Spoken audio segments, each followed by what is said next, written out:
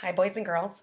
This is Mrs. Pernacy from Chatham Park, and I am back as your mystery reader.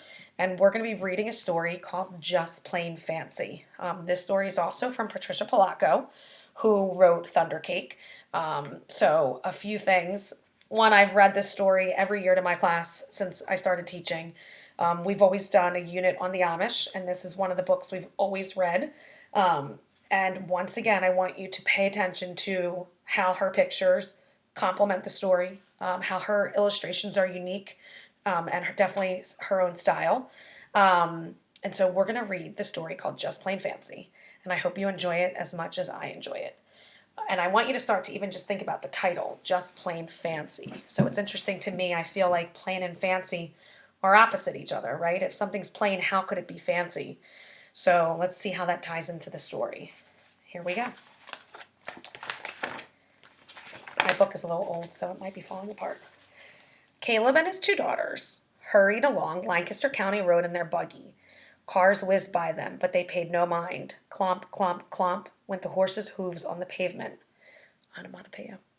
Papa, Naomi asked, why don't we have a car like the English? It's not our way, child. We are in no hurry, he said as he drew up the reins and slowly directed the horse into their farmyard. So it's interesting. So I wonder what he means by cars aren't their way. I wonder what he means by that. Let's keep reading to find out maybe. So while their father unharnessed and watered the horse, Naomi and Ruth skipped towards the hen house. The chickens were Naomi's responsibility. She saw to their feeding and watering as well as collecting of their eggs.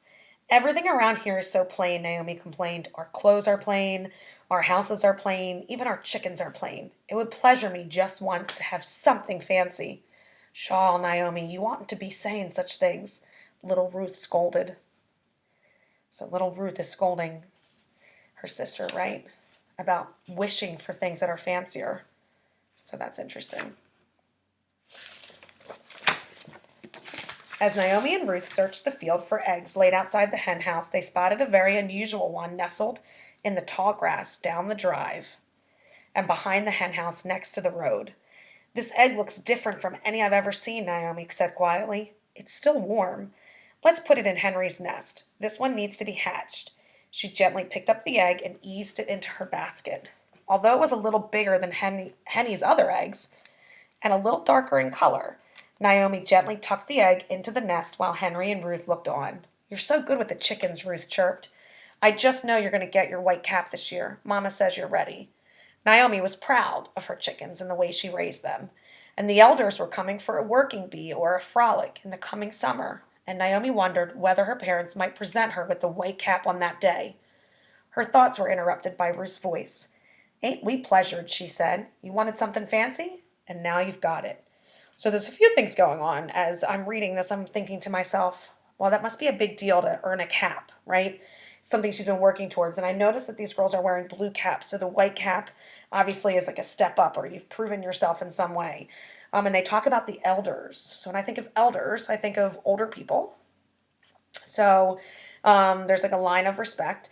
And I also think that they're coming for this frolic or like a working bee. So when I think of that, it means a gathering. And maybe these people are gathering to accomplish something, but then maybe they also are going to have a celebration of some sort. So let's see. Let's read to find out. As the days passed, Naomi and Ruth checked Henny's nest constantly.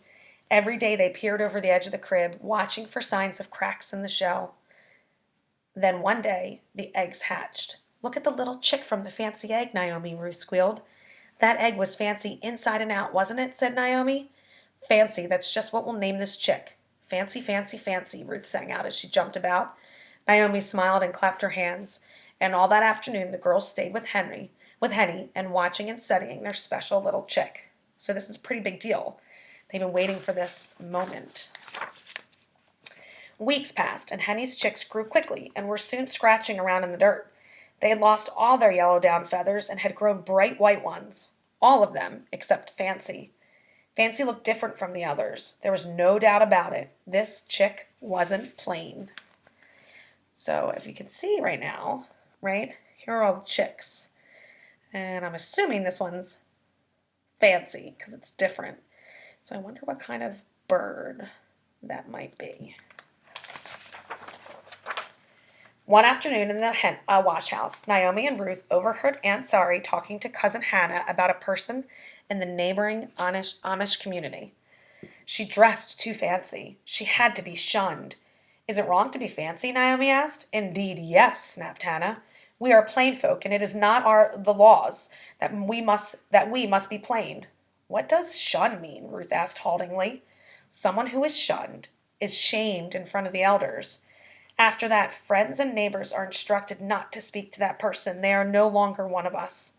Sari answered with authority. Naomi and Ruth looked at each other and hurried outside to hang up the washing. Naomi felt botherment inside. So I wonder why. So there's a lot going on here, right? I wonder why Naomi is upset about this. They just learned that someone was shunned in a neighboring community. So in other words, they said to us, it's when you do something that's against their laws and you're no longer a part of that community. So she was dressed too fancy. I mean, for me, that's not how we are as a community. But this is what they believe in as their community. So because someone was too fancy, they were shunned. Now, what do you think in this moment Naomi is bothered by? What is she worried about maybe?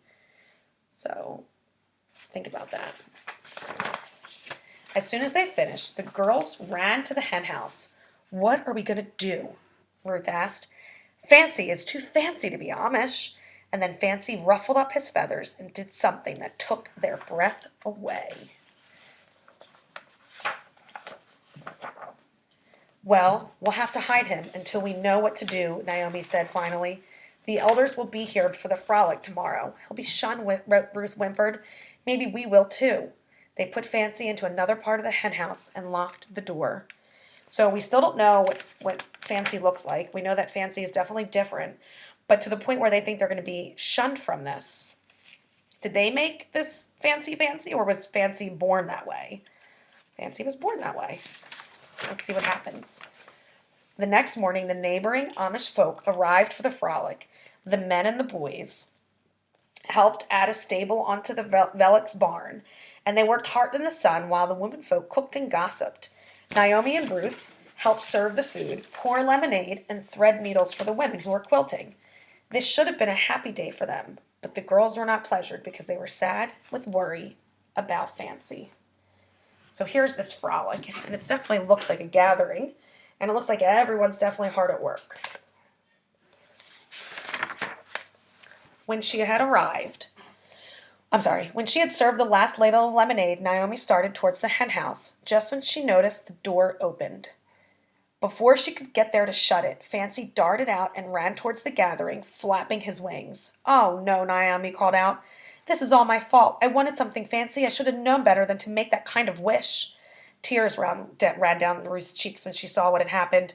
Poor Fancy, she cried. Now he'll be shunned. Over and under and through, Naomi ran after Fancy, trying to catch him before anyone noticed. And that's about the time that Fancy decided to head straight for the elders. He flew at Martha, the oldest member of the gathering. Adjusting her glasses, she gasped as he flew over her head just before landing on the clothesline where the quilts were airing. Please don't shun him, Naomi cried. I did this. I made him fancy, she sobbed. And at that moment, pleased with all the attention, Fancy ruffled his feathers and did for the guests what he had done for the girls in the hen house. Those who weren't speechless were stunned. What kind of bird is Fancy? A beautiful peacock, right? One of my favorite things when you go to the Philadelphia Zoo is the peacocks that walk around, right? And this always reminds me when I see those peacocks of this story, Just Plain Fancy. It's beautiful. The colors are beautiful. Dry your tears, child. It was Martha who finally spoke. This isn't your doing. This is God's handiwork. Only he could think up colors like that. You mean you aren't going to shun him? Ruth asked. One can only be shunned for going against the ways of our people, Martha continued. This is no plain old chicken. This be one of God's most beautiful creations. He is Fancy, child, and that's the way of it. So again, it wasn't the peacock's choice, right? It was the way that he was made. And that's okay if he's made that way. All who were gathered there rejoiced at Fancy's beauty. I believe you have this coming, child. And old Martha said as she held out the new white organdy cap. Your family believes you have earned this well. And I agree. Not only have you given good and faithful care to your flock of chickens, but you've also raised the finest peacock I've ever seen. Standing proudly amidst the gathering, Naomi held Fancy in her arms, and she had learned many things that day. And although no one ever quite knew how Fancy came to be hatched by Henny, it was never questioned. Plainly, it was a miracle, and sometimes miracles are just plain fancy. So, does the title make sense now? I think it does, right? Just plain fancy. I hope you enjoyed the story, and I hope you enjoyed the illustrations. And I really love the message that this book gives, right? Which is, it's okay. Some of us we're born the way we're born. Things are made the way they're made, and we should celebrate them, regardless of how, if they are fancy, it doesn't mean that it's a bad thing. I also think that the girls worked hard, right? And Naomi earned her cap. And I like how their community works together. And so if you want to learn more, you can always look up and research some more about the Amish. They're a very interesting community. And again, very close to us. And they have an interesting way of life. And I think we always had fun learning about them. So if you have some time, do that. Thank you for joining me for the Read Aloud. Hope you enjoyed it. Look up some more Patricia Polacco stories. There's many. Bye, everyone.